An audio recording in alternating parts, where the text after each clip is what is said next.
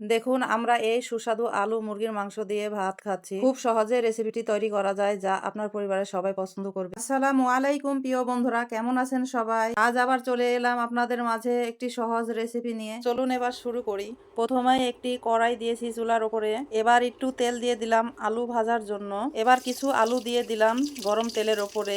আলুগুলা আগেই কেটে ধুয়ে রেখেছিলাম। এবার আলুর উপরে একটু হলুদ লবণ দিয়ে ভালোভাবে নেড়ে চেড়ে মিক্সার করে নিলাম। আলুগুলা ভাজা হয়ে গেছে, এবার উঠিয়ে নিলাম। আলু ভাজা দেখে আমার ছেলে বলছে, আম্মু কি ভেজেছো এগুলা, দাও না আমাকে খাই। আমি বললাম, খাওয়া যাবে না বাবা, এখন কাঁচা আছে, রান্নার পরে খেও। ছেলে বলল, ঠিক আছে আম্মু। কড়াইয়ে তেল রয়ে গেছে, সেই একই তেলে মাংস পিসগুলা ভেজে নেব। ভালোভাবে উল্টে পাল্টে ভেজে নেব যতক্ষণ না সোনালী রং আসে। আজকের রেসিপিটা আমার ননদিনীর জন্য। সে বলল, ভাবি মুরগির মাংস ভেজে আলু দিয়ে কিভাবে রান্না করে আমাকে শিখিয়ে দিও তো। এবার ভাজা মাংসগুলা উঠিয়ে নিলাম।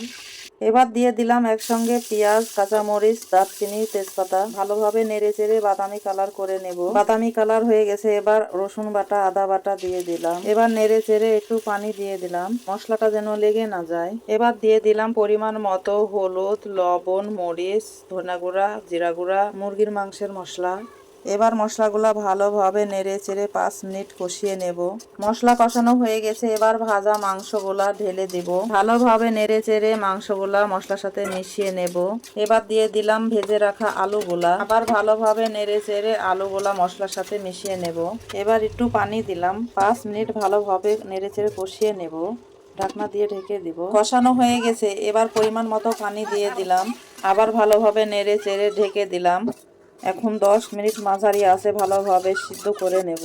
আবার ঢাকনাটা উঠিয়ে মাংসটা নেড়ে চেড়ে ঝোলটা একটু চেখে দেখলাম সব কিছু ঠিকঠাক আছে কিনা। মাংস সিদ্ধ হয়ে গেছে এবং সব কিছু ঠিকঠাক আছে। এবার ভাজা জিরার গুঁড়া ছিটিয়ে দেব। রান্না করা শেষ, এবার খাওয়ার পালা। রেসিপিটি আপনি বাসায় তৈরি করে দেখবেন। যারা রেসিপিটি খাবে অবশ্যই আপনার প্রশংসা করতেই হবে।